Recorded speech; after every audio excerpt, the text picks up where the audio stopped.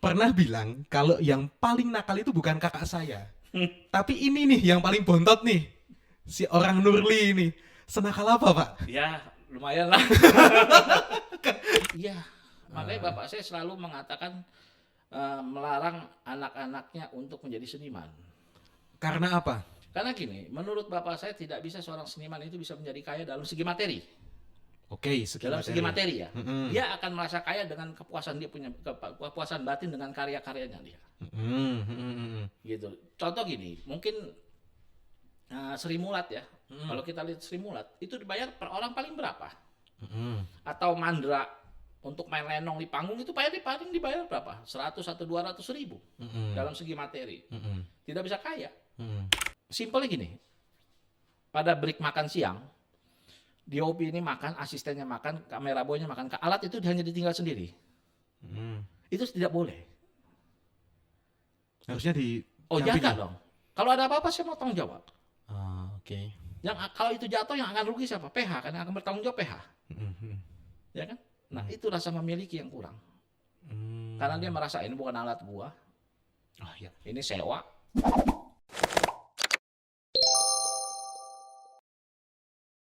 Selamat datang di Rumah Podcast bersama saya Ruben Mahendra, ex Collective Collaboration Space. Di sini ada Om Nurli Karno. Tepuk tangan dulu semuanya. Gila, saya ngerasa grogi nih Pak Nurli. Karena Pak Nurli ini kalau teman-teman lihat wajahnya mirip kan sama salah satu filmmaker yang legend di Indonesia, Karnos Film ini. Ini sebelum kita ke Karnos Film ini Pak Nurli, kenapa mau tampil di media? Karena kayaknya first time ya di podcast. Terjebak saya. Terjebak? Siapa yang jebak nih? Siapa yang jebak? Terjebak sama Gali. Saya terjebak ini. Terjebak operator kita ya? Iya, operator yang terjebak saya. Dulu ketemunya Galih di pas apa Mas? Pak?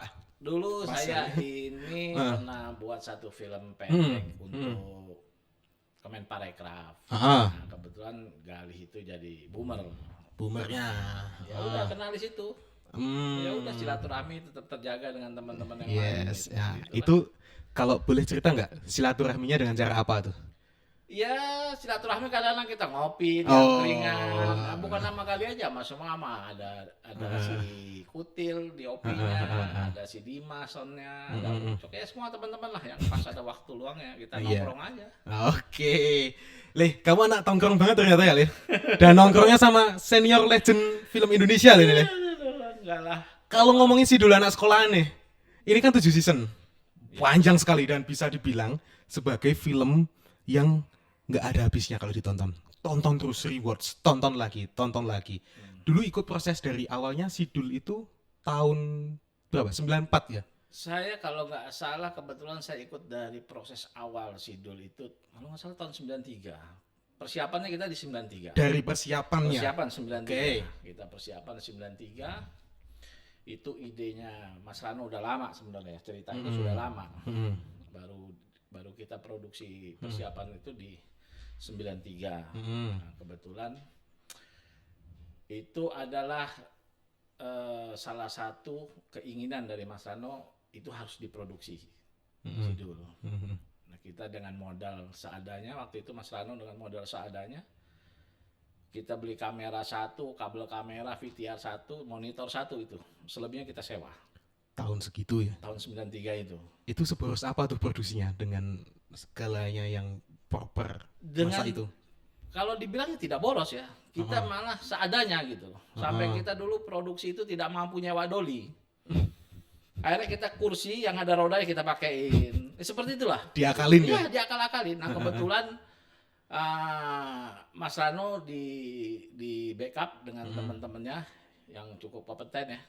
DOP-nya di situ Trasta Sembiring Meliala. Terus asisten sutradaranya Agus Patirane. Agus Patirane itu astradanya Wim Umboh. Orang lama. Soundman itu Handi Ilfat. Nah, terus boomernya itu Benny Kadar. Benny Kadar itu yang sekarang malah lebih konsen di kamera. Benny Kadar itu di Digital Cinematography Indonesia, Pak. Benny Kadar. Itu seperti itulah. Nah, dikelilingi orang-orang yang benar-benar memang kerja di dunia film. Iya. Pada saat itu. Iya. Awalnya dulu gulung kabel. Saya gulung kabel. Gulung kabel, tugas saya gulung kabel, ngawal alat, tok itu. Saya dididik oleh Trasta Sembiring itu pertama itu gulung kabel. Ilmu apa yang didapat dari gulung kabel? Banyak, banyak. Bahwa kita bagaimana terhadap kepada alat ya. Intinya kan itu, bagaimana kita bertanggung jawab kepada alat. Ya seperti itulah. Kalau ilmu-ilmu lain cukup banyak, gitu, cukup banyak. Gitu. Oke, dan di gulung kabel ini berlangsung berapa lama itu? Saya Sidul 1 itu saya gulung kabel. Habis itu saya diajak sama Bang Trasta Sembiring itu untuk masuk ke Trauma Marisa. Saya kerja dengan almarhumah Nike Ardila. Yep. Itu tahun 94. Nah, saya syuting sama almarhumah Nike Ardila, Cok Simbara, terus Minati. Saya di situ belajar untuk jadi lighting. Chief lightingnya itu Amir Macan almarhum. Saya di situ ngerjain 6 episode. Nah, seperti itu. Itu film series? Series, sinetron juga. Oke. PH-nya Leojet Film. Oke, ini banyak sekali ya yang pernah kerja sama Pak Nurli ini, nama-nama legend semua lah itu. Iya, kebetulan pada saat itu ya rezeki saya ya. Saya dididik di tempat dengan orang-orang yang memang kompeten di bidangnya masing-masing. Yeah. Jadi kayak saya belajar cara penyutradaraan selain dari kakak saya Mas Rano, saya juga belajar dari Agus Patirane. Kebetulan dia itu orang lama sekali di film. Dia selalu ikut Om Wim. Wim Umboh. Seperti itu. Terus Trasta ini dia selalu ngasistenin maestronya DOP, Pak Tom. Beliau ini yang bikin film Kartini. Jadi memang saya kebetulan mengikuti orang-orang yang memang di bidangnya. Ngerasa beruntung ya di situ? Sangat beruntung, sangat beruntung saya ditempa seperti itu. Walaupun didikannya cukup keras ya. Sekeras apa Pak? Wah, pagi itu saya kamera itu harus sudah posisi bersih, semua kabel bersih. Sudah, taruh di tripod sudah, tidak boleh kita pegang apa-apa. Ngintip aja nggak boleh. Seketat apa itu? Kenapa nggak boleh ngintip? Oh iya, karena gini, menurut beliau ini mata orang itu berbeda-beda. Mungkin pada saat saya mengintip mata saya tidak sehat.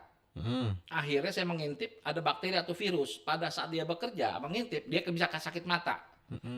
Nah hal-hal sepele seperti itu gitu loh.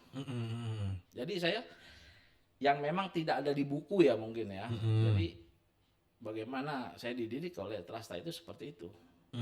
Jadi ada beberapa hal yang nggak tertulis. Ya. Tapi karena pengalaman. Ya. Itu jadi tahu. Iya. Oke, dan termasuk kan kalau saya lihat biografinya ini, Pak Nurli itu kan 6 bersaudara. Iya. Berarti anak ke-6 ya? Iya. Yang paling bontot. Iya. Terus Pak Rano itu nomor berapa? Nomor 3. 3. Iya. Terus kalau apa itu? Suti? Suti nomor 5. Berarti kakaknya itu Kakak masuk saya, Sutinya pas itu. di atas saya. Oke, dan ini kan saya juga beberapa kali lihat nih di podcast-podcast gitu kan. Seorang Suti Karno itu sering muncul belakangan ini, 3-4 kali bahkan di TV. Betul. Pernah bilang kalau yang paling nakal itu bukan kakak saya, tapi ini nih yang paling bontot nih, si orang Nurli ini. Senakal apa Pak? Ya lumayan lah. Kenapa bisa dianggap nakal tuh sama kenakalan ya mungkin itu satu fase yang dimana saya harus melewati kenakalan seperti itu. Ya cukup lumayan ya. Cukup lumayan, tapi dalam segi pekerjaan saya profesional. Yes. Walaupun dalam arti kata misalnya seperti ini, saya begadang tidur jam 3 atau jam 4, tapi saya di lokasi jam 6. Tetap ya. Tetap. Profesional Tetap. jam 6. Tetap. Okay. Saya harus tetap profesional. Karena resiko saya bergadang gitu loh. Iya. Seperti itu. Iya. Jadi nggak ada alasan kita begadang bangun kesiangan ya nggak ada alasan. Itu udah tanggung jawab masing-masing. Oh iya, tanggung jawab. Nah itu seperti itulah gitu loh. Oke, kalau di film itu sebenarnya ya banyak hal ya Pak. Banyak. Berarti bener nih kakak Suti ini bilang ya, kayak gini. Bener nggak salah. Oke, dan kalau ngomongin tentang film tadi, terus 6 bersaudara sebagai anak bontot, itu gimana sih kehidupan di sana? Terlebih lagi kan culture-nya Betawi nih. Betawi itu istimewanya apa Pak? Sebagai seorang Betawi asli nih. Sebenarnya gini, kalau dibilang Betawi asli, saya tidak asli Betawi. tidak terlalu sepenuhnya asli asli. karena gini, bapak saya ini kan Padang. Jadi Hmm. bapak saya ini aslinya dari Bonjol. Almarhum Soekarno M. Nur. Ya, Oh almarhum iya. Soekarno M. Nur asli dari Bonjol. Mungkin Oke. kalau orang tahu ini Tuanku Imam Bonjol. Yes, yang di Atau- uang 5 ribuan. Ya, Mm-mm. yang dikenal itu ada garis ekuator, garis khatulistiwa. Nah, itu kampung kita di sana. Hmm. Jadi, nah ibu saya memang Betawi. Betawi. Ibu saya Betawi. Dan kebetulan kita anak-anaknya lahir di Betawi. Khusus 5 kakak saya ini lahir di Kepu. Oke. Kepu Gang 13, Kemayoran. Mm-mm. Orang kenal dulu namanya Gang Tai. Wah, kenapa Ya. tuh? Kenapa tuh namanya Gang Tai? Nah, saya kurang tahu ya, tapi kakak saya sering cerita itu terkenal namanya Gang Tai. Mungkin dulu banyak tai gitu di situ. Iya Nah, iya, tapi banyak orang-orang yang berhasil, orang yang jadi dari Kemayoran. Salah satu ada Bing Slamet. Bing Slamet itu Kemayoran. Terus almarhum Benyamin. Benyamin itu Kemayoran. Seniman serba bisa ya itu. Seniman semua gitu loh. Nah, ini berarti nyambung sama ini ya. Kalau saya tuh pernah lihat artikel, katanya itu Pak Karno itu pernah makan sepiring berlima tinggal di gang sempit. Ya, itu itu. benar gak? Itu Iya, di Gang Tai itu? Iya, di Kepu Gang 13, namanya Kepu Gang 13. Oh, Jadi iya, makan iya, iya. sepiring, saya belum lahir kebetulan. Saya lahirnya sudah agak mendingan di Tebet. Saya di Keramika, dekat Udah pindah Tebet.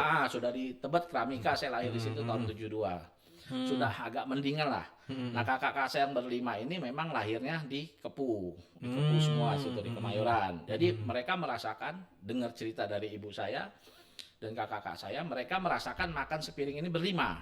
Dan itu makan roti gambang. Ya, roti gambang. Apa tuh, bisa digambarin nggak? Roti gambang itu sesuatu roti yang keras, tapi di atasnya itu ada apa ya?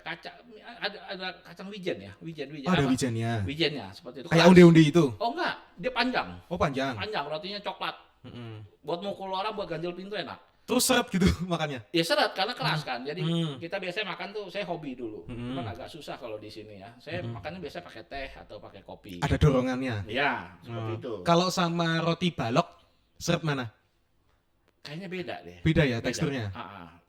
Lebih ke ganjel pintu ya itu. Ya, jadi memang seperti itu. Nah, kebetulan ibu saya pernah cerita bahwa almarhum Tino, waktu ibu saya melahirkan almarhum Tino, dia itu menjual kain batik untuk menebus rumah sakit. Seperti itu, sampai seperti itu kehidupannya. Sesusah itu ya. Ya susah gitu. Jadi jangan melihat orang ini, jangan melihat saat ini Rano Karno saat ininya. Dulunya perjuangannya seperti apa. Gitu loh. Itu real kehidupannya benar-benar diangkat dari kalangan orang bawah ya. Iya, makanya bapak saya selalu mengatakan melarang anak-anaknya untuk menjadi seniman. Karena apa? Karena gini, menurut bapak saya tidak bisa seorang seniman itu bisa menjadi kaya dalam segi materi. Oke, Dalam segi materi ya, dia akan merasa kaya dengan kepuasan dia punya kepuasan batin dengan karya-karyanya dia.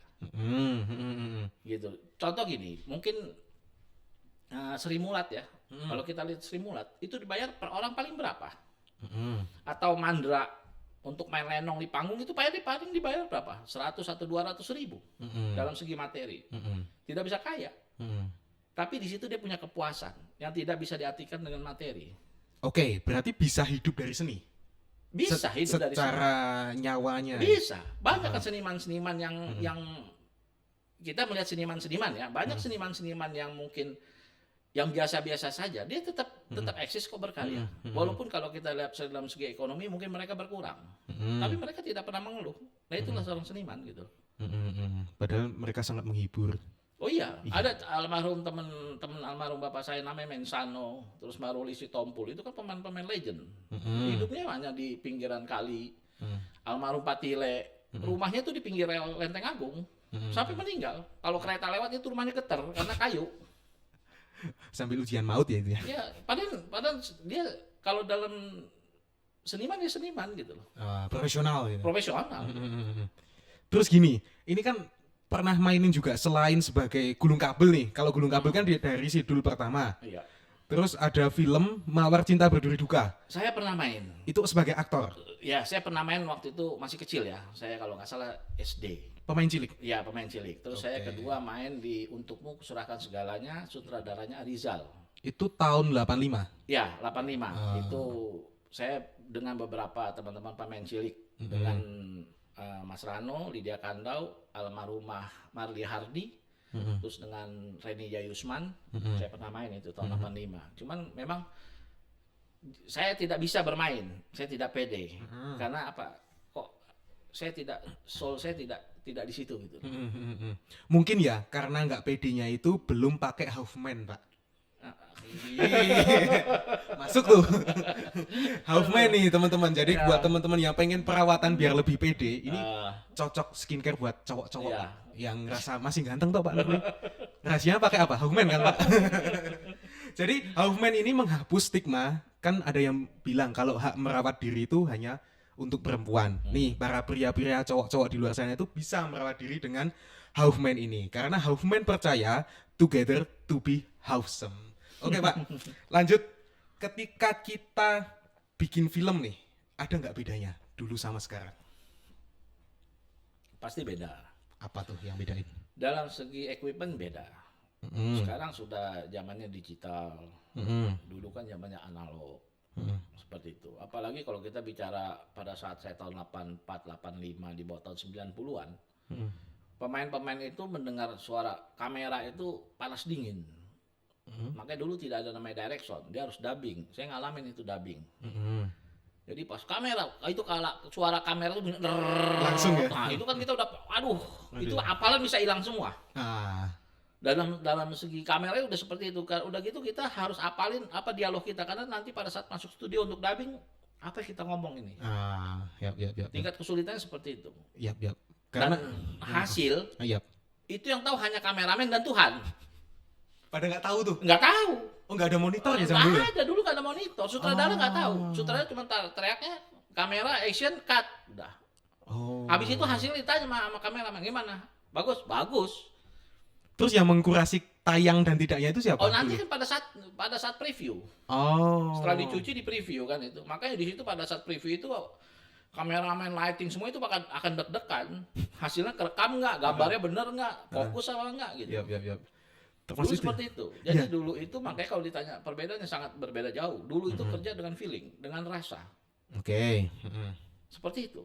Karena apa? Dengan teknologi yang seperti dulu, mereka tidak bisa bukan sembarangan. Sekarang juga tidak sembarangan. Maksudnya mungkin rasa mereka tuh lebih diolah. Feeling mereka lebih diolah. Perasaan mereka lebih diolah. Jadi dulu itu bekerja dengan energinya cukup banyak, cukup boros energi. Dan kalau ngomongin tim ini, saya tuh ngerasa apa ya? Orang itu karena mungkin saya karena era lahirnya sekarang ya Pak.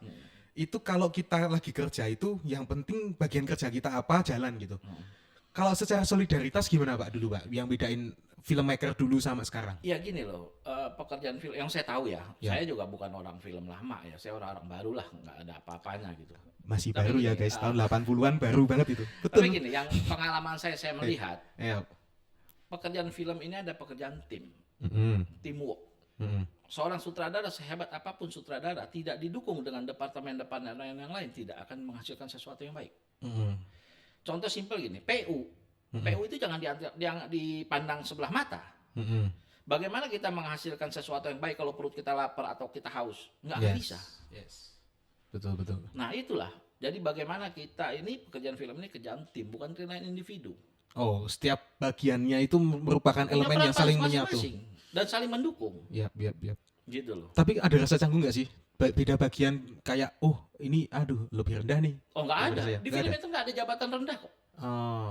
Di mana ada film jabatan rendah? Apa seorang sutradara bisa menjadi seorang jabatan tinggi? Dia leader, iya.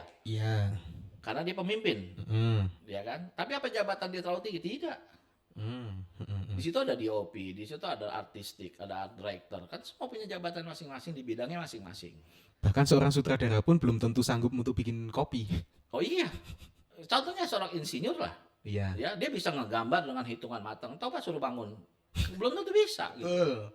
Iya. Mungkin tukang-tukang hanya lulusan SD atau lulusan TK lebih baik kerjaannya. Kan seperti itu. Gitu. Jadi lebih ke porsi kerja masing-masing gitu ya. Iya. Cocoknya di apa? Ya udah fokus ke situ, tapi tetap ada solidaritas di mana ini nggak ada yang namanya lebih tinggi secara jabatan. Dulu gitu semua tuh sama, kita tuh sama. Kalau break makan ya makan sama-sama bareng. Oh, ngumpul bareng gitu. Ngumpul bareng, nggak ada beda-bedanya. Mm-hmm. Gitu loh. Mm-hmm. Tidak ada beda-bedanya. Mau artis mau siapa makannya bareng kita ngobrol. Nggak bangun jarak, Pak. Jadi nggak ada dulu. Sebagai aktor. Oh, nggak ada dulu. Oh, nggak iya, ada dulu. Sedekat itu ya pemain Iya. film sama filmmakernya. Oh, oke. Apalagi saya kerja sama almarhum Nika Ardila, dia orang paling on time, paling disiplin. Dia nggak mau itu makan itu dibeda-bedain, dulu bareng aja. Kita nongkrong di teras anak-anak lighting, dia duduk aja sama kita anak-anak lighting sambil ngobrol. Di hotel pun seperti itu, manggil kita mau pada apa, duren, beli duren. Waktu itu kebetulan saya syutingnya di Labuan ya, tahun 94 di Labuan Pandeglang sana, Banten. Seperti itu, sedekat itu. Bahkan seorang Nika Ardila Oh iya, dulu dia lagi top-topnya loh. Namanya besar sekali loh itu. Sehumble itu ya ternyata. Iya. Dia itu cukup dekat dengan saya, almarhum Nika Ardila. Dia berdua kan dengan temannya Atun yang meninggal itu. Namanya Atun, tapi Atun itu nggak meninggal waktu kecelakaan. Yang meninggal Tahu, itu lagi syuting dengan saya, Trauma Marisa 2 di Cibubur. Dia izin. Kebetulan saya waktu itu lagi kena sakit DBD, jadi saya nggak ikut syuting. Dia telepon, Nur, celana lu di rumah, di kontrakan gue di Jalan Manggah Cipete. Dulu dia kontrak situ. Kapan lu sempat lu ambil? Oke Nick, gue bilang. Gue mau pulang dulu, oke. Jadi ada teman saya yang kerja di situ, dia cerita. Jadi Nike itu mau pulang ke Bandung pada saat itu, dia pelukin semua krunya. Dia pamit, gue mau pulang ke Bandung dulu. Besok pagi gue ada lagi di lokasi, jam 9. Dia kalau udah bilang jam 9, pasti akan datang jam 9. Nggak mungkin meleset Nike. Pulanglah ke Bandung, dipelukin itu semua. Kejadian malam dia meninggal. Sempat menyaksikan itu ya? Nike itu baik orang, sangat baik. Dia memang pernah cerita, gue pengen meninggal seperti Marilyn Monroe. Dia kan fanatik dengan Marilyn Monroe. Marilyn Monroe itu meninggal pada saat dia di atas. Ceritanya mirip ya itu ya? Oh iya, dan dia punya, kalau tidak salah dia punya foto seperti Marilyn Monroe. Oh, emang idolanya Marilyn Monroe dia. Oh iya. Wah, Nika itu orang paling on time. Paling on time. Saya belum pernah nemuin artis kayak Nika Ardila. Oh iya. Spare waktunya biasanya berapa lama? Ketika misalnya jam 9 nih, datangnya jam berapa? Dia bisa jam 9 kurang dia udah datang. Oh, tapi nggak pernah telat gitu ya? Oh enggak, dia bilang, Nur, gue mau berangkat ke Kalimantan. Gue mau show waktu itu Kalimantan. Nanti hari ini gue udah datang. Jam 8 gue udah di lokasi. Datang. Sedisiplin itu ya? Disiplin, Nika itu orang disiplin. Ya. Dan dia sama kru itu nggak ada membeda-bedakan. Lu PU, lu apa, nggak ada. Semua biasa sama mereka. Saya ngerasa pengen traveling ke masa lalu, Pak. Kayak gitu. Iya. Soalnya gini loh, perihal waktu itu apa ya? Saya bukan ngomongin stereotip ya. Anak sekarang itu kayak apa ya? Menyepelekan waktu itu, Pak. Padahal kita kan kejar-kejaran terus perihal waktu itu. Kalau nggak dijalanin, waduh, berantakan biasanya. Iya. Gitu. Kalau kita mau lihat seperti itu, lihat orang-orang dulu lah, pemain-pemain dulu yang sangat menghargai waktu. Karena apa? Karena dia punya rasa hormat kepada kru yang lain. Gitu. Jadi saya yakin orang-orang dulu itu lebih menghargai waktu dan lebih on time. Itu karena rasa memiliki? Karena dia profesional. Oke. Profesional itu dalam hal apapun ya? Oh iya dong. Termasuk tepat waktu. Oh iya dong. Kalau dia sudah profesional di bidangnya, dia akan menghargai bidang itu. Oke Pak, ini operator kita minta buat dideketin mic-nya. Oh gitu. Ya, ini Bos Galih nih yang minta ini. Okay. Oke, dan di film ini kemudian sekarang konsentrasinya di dokumenter ya? Saya lebih senang dokumenter. Oh, kenapa ke dokumenter sekarang? Apa ya, saya tahun 92 saya mulai itu. Saya mulai meninggalkan di tahun 2003. Meninggalkan dunia film, tapi tidak meninggalkan secara utuh. Ya, satu saya udah mulai jenuh ya, sudah ya mungkin dapat hidayah lah saya di 2003 itu. Makanya pakaian saya seperti ini, dulu mas saya agak rock and roll. Sekarang pun juga masih rock and roll gitu. Masih sih. Kalau kita obrolin yang di luar pas take konten ini beda sih, rock and roll banget sih itu. Cuman ya tidak seperti 2003. Ya 2003. Oke. 2003 saya mulai mengurangi gitu. Saya menikmati di masa-masa sisa saya ini ya saya mengurangi lah. Gitu. Apa ya Pak yang ngebentuk 2003 itu? Kenapa memutuskan untuk mengurangi? Satu gini, mungkin ini pribadi saya ya. Yep. Mungkin tidak semua orang mengalami hal yang sama. Dalam segi materi mungkin saya cukup dulu. Tapi ada satu hal yang saya tidak mendapatkan pada saat saya bekerja. Nikmatnya hidup, Oke. nyamannya hidup. Oke. Gitu. Pekerjaan banyak tapi ngerasa nggak nikmat. Nggak nikmat buat saya. Oke. Sekarang saya ini jauh lebih nikmat hidup saya dengan seperti ini, gitu loh. Ya jadi memang ya apa ya, perjalanan ya. Yap. Perjalanan ya. 2003 itu. 2003, saya 2003 sudah mulai agak berkurang lah. Oke, terus yang ngebawa ke Jogjanya, kan sekarang tinggal di Jogja. Ya, Itu tahun berapa? saya masuk Jogja itu dari tahun 90-an sebenarnya. Kalau melihatnya ya. Bahkan sebelum 2003 ya. Oh itu. iya, tapi gini, dalam 1 bulan itu pasti saya ada waktu ke Jogja. Karena apa? Badan saya tuh nggak enak, sakit kalau saya nggak ke Jogja. Apa tuh yang bikin kangen Jogja? Enggak tahu saya. Walaupun saya tidur di Malioboro ya, saya tidur di emper-emper. Saya dulu tidur saya di depan McMohan. Oh iya. Nah, McMohan itu kebetulan teman-teman saya semua yang dagang di situ. Saya tidur di situ aja 1 hari 2 hari, udah pulang saya ke Jakarta. Ngerasa kayak ada yang kurang kalau Iya. nggak ke Jogja. Nah kebetulan tuh sudah gitu, saya dapat istri, anak saya yang pertama lahir di Jogja. Di rumah sakit Bethesda. Waktu itu kebetulan saya syuting Gita Cinta dari SMA. Ya sudah, saya balik lagi ke Jakarta. 2017 saya kembali lagi ke Jogja. 2017 balik lagi ke Jogja. 2017, ya. Tapi kali ini stay. Ya. Apa yang bikin nge-stay? Saya waktu itu 2017 buka homestay. Oh, iya. Buka Stay homestay. gara-gara homestay. Ya. Oke. Saya buka homestay tapi 2020 pandemi kan. Homestay-nya di mana, Pak? Saya di Nitian. Nitian. Nitian itu Jalan Tanjung, dekat rumah sakit apa ya? Wiro Saban ya. Wiro Saban, iya. Situ. Betul. Oh, itu Bikin punya Pak situ. Nurli itu. Iya, saya sama kakak saya Mas Rano, namanya Dooplet itu. Oh, baru tahu saya. Oke. Ya, Oh, ternyata itu. 2020 pandemi. Ya Jogja ini kan hidup dari pariwisata. Hancurkan semua. Yes. Ya sudah. Ya sudah jalannya Allah Subhanahu wa taala seperti itu, ya dinikmatin. Gitu loh. Cara survive di pandemi gimana, Pak? Survive di Jogja. Kan di Jogja kan pandemi. Gimana? Saya tuh? dimanapun saya survive kok. Oh iya. Dimanapun kita harus survive. Saya di Jakarta pun waktu saya sudah tidak mulai syuting, saya nggak gojek. Saya nikmatin saya nggak gojek. Sekarang juga ya? Sekarang saya masih nggak gojek. Oh, Gitu iya, loh. iya. Saya nggak gojek walaupun kakak saya waktu itu wakil bupati, wakil gubernur, saya nggak gojek gitu. Tetap ya? Oh tetap lah, tetap. Kita kan punya keluarga yang harus kita hidupi. Tapi nggak mengurangi kenikmatan, Pak. Tetap memang nikmatnya memang di situ. Saya lebih nikmat. Saya mendapatkan uang 10.000, 15.000, 8.000 itu jauh lebih nikmat. Oh, oke. Mulai Di paham situ saya. di situ saya punya rasa bersyukur dari apa yang saya dapatkan. Bukan Dari karena rezeki. nilainya Oh ya? tidak. Oke. Kadang-kadang ya ini saya mungkin tidak orang ya. Yes. Pada saat saya bekerja saya mendapatkan materi yang cukup berlebih, saya lupa bersyukur. Sekarang saya dengan penghasilan saya 8.000, 10.000, saya dapat dari penumpang itu saya bersyukur. Seperti itu aja. Rasa syukurnya ya? Iya. Oke. Ini berat loh, Pak. Kalau kita ngomongin tentang rasa syukur ini. Itu lahirnya dari apa, Pak? Kenapa bisa ngerasa kalau ini nikmat dan ini harus disyukuri?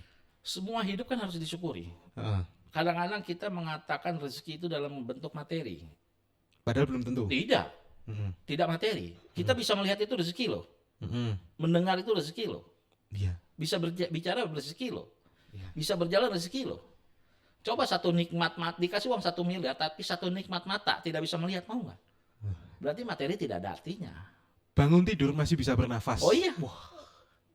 Jangan kan bernapas, bangun tidur kita masih bisa bangun aja rezeki.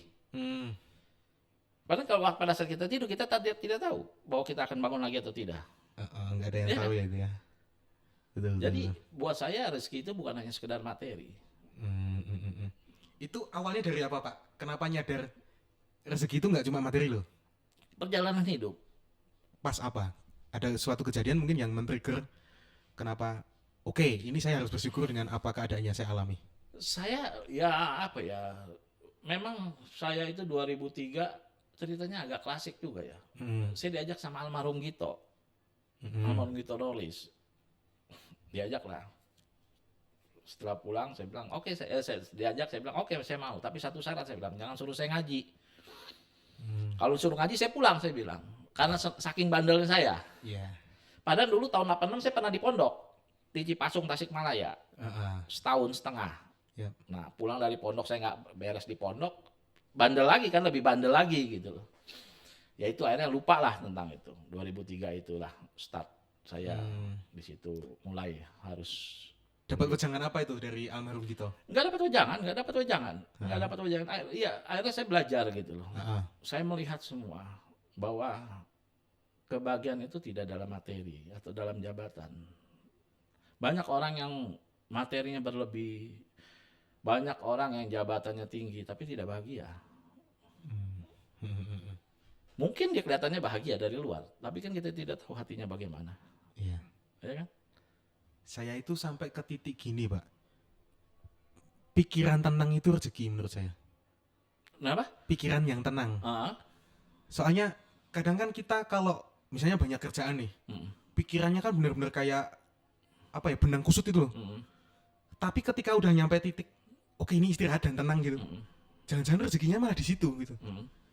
Ya kadang apa ya, pengalaman hidup sih, bener sih. Ketika ngerasa bahwa apa-apa materi itu juga sulit ya ternyata ya. Oh iya sulit. Kalau sudut pandangnya ke situ. Sulit. Oke. Dan film terakhir nih Pak, kalau balik lagi ke film. Ada film pendek di YouTube. Namanya Please Make Me Stay.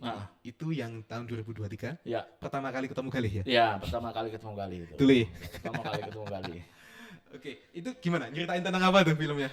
Apa ya, itu saya mengangkat ada teman saya namanya Towil. Oke. Dia pemerhati budaya dan pariwisata di kampungnya. Sebagai direktur ya di situ? Siapa? Saya sebagai direktur ya.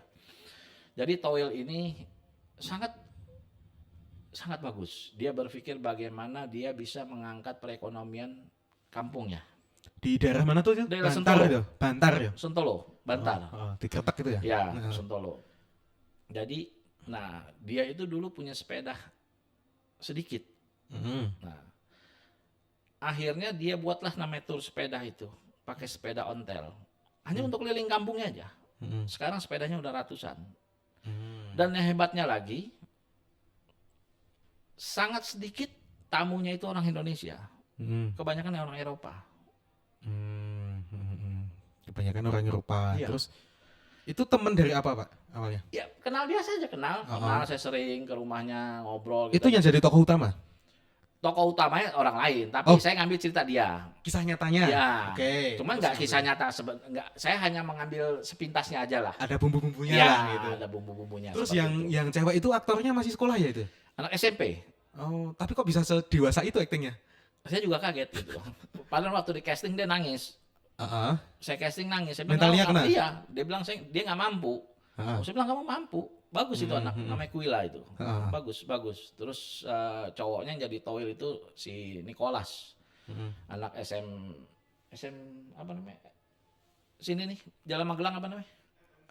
MMTC. Anak MMTC. Jadi seperti itulah. Nah, saya kebetulan dibantu oleh teman-teman yang buat saya cukup baik ya. Ya kayak Kutil di DOP-nya, Dimas di sound-nya, terus Gali di bumarnya, tuh Ucok di artistik. Ya banyak lah teman-teman anak-anak muda gitu loh. Jadi buat saya bicara kepada mereka, kerja ini adalah tempat kita bermain. Bermain lah gitu loh. Tapi ya harus tanggung jawab dan profesional di bidangnya, saya bilang. Penyesuaiannya gimana Pak? Adaptasinya ke generasi sekarang? Ya kalau sebagai saya Pak Nurli bertemu dengan siapapun saya bisa penyelesaian diri, nggak ada kesulitan gitu loh. Saya mau bertemu orang yang lebih tua, kakek-kakek nggak ada masalah gitu loh. Adaptasi itu penting ya Pak? Oh iyalah. Sepenting apa Pak? Sangat penting lah. Samanya kita di mana kita berpijak, kita di situ harus kita bisa junjung kan. Iya, termasuk bisa tidur di emperan Malioboro iya tadi bisa ya? Oh iya. Itu satu kenikmatan yang mungkin semua orang tidak bisa nikmatin itu. Iya. Iya kan? Ya, adaptasi itu sulit banget loh ketika ada tempat baru, apalagi kalau di film ya. Oh iya. Prosesnya bisa berhari-hari, berbulan-bulan. Nyenyaknya itu bukan tempatnya baik atau tidak baik, empuk atau tidak empuk loh. Yap. Tapi bisa mengkondisikan ke tempat itu. Tapi kan seperti itu gitu loh. Apa berarti kita tidur hotel bintang 5 pasti kita bisa tidur nyenyak? Belum tentu juga. Saya justru malah gak nyaman loh kalau di hotel itu, kenapa ya? Padahal kalau dipikir ini empuk gitu loh. Iya, sama seperti makan saya. Saya diajak makan apa kayak makanan Jepang gitu lah. Saya lebih senang makan warteg. Padahal orang bilang banyak yang ini enak loh gitu. Oh iya, orang bilang enak. Buat saya tuh enak itu hanya di batas mulut. Ya. Masuk tenggorokan udah selesai enaknya. Keluarnya Di perut sama udah lagi. udah nggak ada rasa lagi enak. Jadi ya buat apa gitu loh. Ya. Oke, ini kita banyak banget kalau ingin bedah film ya Pak. Ada nggak beberapa hal yang mungkin bisa disampaikan ke generasi sekarang, terlebih lagi di dunia film, ataupun tentang attitude, tentang apa ya, cara sikap ke orang lain yang ingin disampaikan ke anak muda sekarang? Ya prinsipnya gini, kalau saya bicara seperti itu nggak pantas karena banyak orang yang lebih senior daripada saya, yang lebih kompeten bidang itu ya.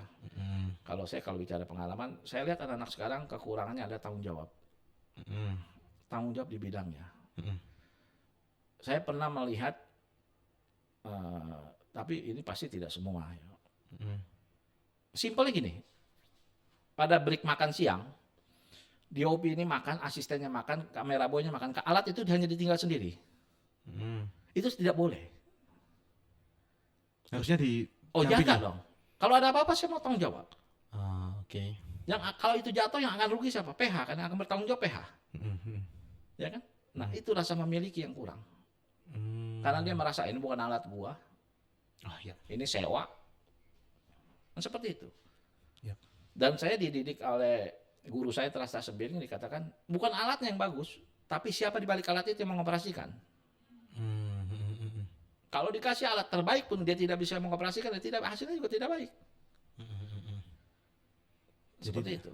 Alat itu sangat membantu ya Pak? Membantu. Tapi tidak 100%. Ya, tergantung yang mengoperasikan. Oh iya, semua kan yang punya otak itu kan yang mengoperasikan. Betul. Yang punya rasa yang mengoperasikan. Ya kan? Yap. Alatnya nggak bisa ngapa-ngapain, nggak bisa gerak. Alat itu cuma sebagai alat bantunya. Oh iya. Oke. Termasuk nih teman-teman yang mau konten, bisa di studio kolektif kayak gini Pak, kan udah dibantu alat nih.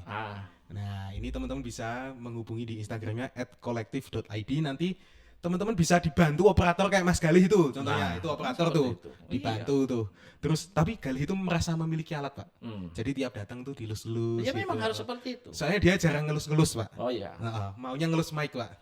Jadi gini, memang kalau kita lihat sepele ya, alat itu nggak kita bersihkan atau apa. Kalau dia tidak kita urus, dia akan rewel. Bener. Pasti akan rewel. Tahu nggak Pak, sebelum tag yang ini, itu 2 jam kita mundur Pak. Nggak tahu tuh Galih tuh, nggak tahu tuh. Kurang apa Kak? Boleh sama alat leh. Tapi kalau kita rawat, alat itu nggak akan pernah rewel. Yes. Karena alat itu juga punya ruh loh. Kalau buat saya ya, nggak tahu kalau orang lain. Iya. Balik ke tempatnya, ke case-nya. Oh iya dong. Sebelum masuk ke tempat itu kita sudah bersihkan semua lensa, kita bersihkan body kita bersihkan, kita masuk kabel-kabel semua bersihkan, tripod bersihkan semua masuk. Baru udah bersih baru masuk. Besok kita mau pakai nggak akan nyusahin dia. Soalnya dirawat. Oh iya, coba pacar nggak dirawat, ngambek dia. Nah tuh. Iya kan? Kalau nggak dirawat ngambek. Oke, ini sebelum podcastnya ditutup, ini kan kita udah panjang Pak ngobrolnya Pak. Ada yang mau disampaikan nggak Pak seputar apapun itu? Atau ke depan mau bikin apa? Boleh di-spill ke teman-teman? Ya, saya sih ada satu niat. Saya ingin keliling Indonesia. Karena gini, Indonesia ini punya 17.000 pulau. Indonesia ini indah. Gitu. Kenapa sih orang Indonesia lebih senang keluar negeri daripada ke Indonesia sendiri atau ke daerah-daerah lain? Bagaimana alam-alam wilayah timur itu kan indah-indah. Saya rencana kalau saya ada rezeki, ada umur, saya pengen keliling Indonesia pakai motor. Pakai motor. Karena apa? Saya bisa bertemu dengan teman-teman, dengan saudara-saudara yang berbeda bahasa, berbeda agama, berbeda kultur, beda budaya semuanya. Saya bisa belajar gitu dalam perjalanan. Karena kan hidup ini berjalan. Hidup itu kan selalu berjalan. Ada rencana nggak Pak? Itu kapan waktunya?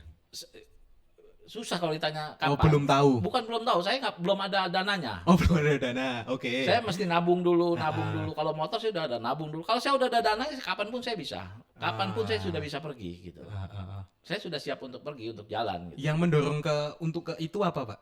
Kok pengen banget keliling Indonesia? Saya pengen banget keliling Indonesia. Karena? Karena saya orang Indonesia. Oh, belum terlalu tahu gimana seluk-beluk Indonesia gitu ya. Jadi penasaran gitu, setiap daerahnya seperti apa. Sekarang kalau saya tanya semua orang Indonesia juga pasti belum tahu tentang Iya, Indonesia seluas itu ya, Iya. Pak. Ah, Gitu loh. Iya, iya, iya. Bahkan banyak orang luar itu malah ngevlog itu loh, Pak. Ngevlog yang Banyak pakai sepeda motor orang itu. luar yang lebih menghargai kebudayaan Indonesia Yes. daripada orang Indonesia itu sendiri. Ah. Contohnya simpel gini. Ini agak panjang lagi dikit. Nggak apa-apa. Ada satu tato di Indonesia yang terkenal itu dari Indonesia. Yang Mentawai itu kan? Tato Mentawai dengan tato Kalimantan, Borneo. Iya. Ya kan? Mm-mm. Tato Borneo ini, Kalimantan ini yang bikin dokumentasi orang Australia. Saya dulu pernah nonton dokumenternya masih zamannya VHS. Itu 150.000 saya beli kasetnya. Yang kasetnya gede terus Iya. berisik itu ya. Itu yang bikin orang Australia. Oke. Dan dia jual itu dokumenternya. Mm. Orang Indonesia sendiri tidak buat. Padahal itu asli Indonesia. Asli Indonesia. Ah. Kayak tato Mentawai. Mm. Berapa artis dari luar negeri hanya ke Kalimantan hanya untuk bikin tato? Yang terakhir itu ada vokalisnya Red Hot Chili Pepper. Iya, Itu. banyak. Oh, Banyak. Banyak ternyata. Iya, kita jangan melihat dalam segi tatonya, tapi kita dalam segi kebudayaan. Loh. Itu kan salah satu kebudayaan Yes, betul. yang harus kita lestarikan. Mm. Kan seperti itu. Jadi penasaran untuk apa aja nih yang ada di Indonesia gitu ya. Dari ujung sampai ujung tuh, Pak. Oh iya, saya pengennya gitu. Pengennya gitu. Ya. Kayak kita bagaimana di daerah NTT, di daerah Flores, ya kan ada namanya desa di atas awan itu di daerah Wairebo. Mm-mm. Ya kan? Itu banyak orang asing ke sana. Mm-mm. Bagaimana Pulau Komodo? Bagaimana kita mau orang Indonesia sendiri mau ke Pulau Komodo kalau udah mahal? Nggak mampu kita, Iya. ya kan? Yap. Gimana kita mau naik pesawat aja ke Indonesia, mau pergi ke dalam negeri aja kita lebih mahal daripada ke luar negeri. Betul. Nah itu kan pemerintah harus pikir, Yap. gitu. Makanya jangan salahkan kalau uang kita lebih banyaknya ke luar negeri habisnya. Karena mau pergi ke dalam negeri aja mahal. Ya. Saya ke Malaysia misalnya, 1,5 juta cukup PP pesawat. Kalau saya mau ke Flores mesti 3,5 juta. Aneh ya? Padahal dalam Aneh negeri. nggak? Padahal negara kita sendiri. Itu salah satu keresahan yang Loh iya. dibawa itu. Loh iya, bagaimana? Ya saya mungkin udah tahu bagaimana anak-anak saya nanti cucu-cucu saya tahu negara dia apa budaya mereka sendiri kalau susah. Oke. Kan seperti itu. Ini rencana mau dibikin film nggak, Pak? Saya rencana mau bikin filmnya. Oke. Film perjalanan ini saya mau bikin. Secara utuh atau per daerah? Oh, ya pasti per daerah lah. Oh, per daerah. Per Karena daerah. punya ciri khas masing-masing Ya, gitu ya. saya mau ngangkat wisatanya dengan budayanya ya.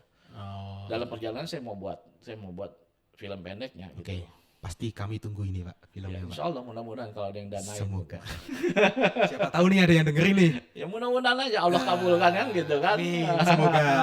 Oke, menarik sekali Pak Nurli udah sharing di Rumah Podcast kali ini. Sama-sama. Terima kasih teman-teman yang udah dengerin. Semoga segera terlaksana ya, Pak. Amin. Oke, untuk teman-teman yang pengen ngobrol nih di sosial media ada nggak, Pak Nurli? Saya orang paling bodoh main sosial media. Oke. Tapi saya ada sosial media ya, Instagram, Facebook saya ada gitu. Di Instagramnya apa, Pak? Karnowi72. Cuma saya Karnowi72. orang bodoh, saya nggak ngerti main Instagram. Sudah saya tag di Iya. Instagram ya, Pak? TikTok Pak, juga ada, cuma saya bodoh. Saya jujur aja bukan orang. YouTube juga ada, Pak. Saya lihat itu ada tuh. Ya bodoh lah, saya orang bodoh lah dengan medsos saya nggak ngerti saya gitu. Tapi kan jago bikin film, Ya, Pak. enggak juga saya. Mending kalau ketemu saya mah di angkringan, dekat rusun. Nah, Oke. ada saya tuh. Oke, kalau begitu saya Ruben Mahendra Ya. dan Pak Nurli. Terima kasih teman-teman udah dengerin episode kali ini. Sampai jumpa di episode selanjutnya. Terima kasih, Pak.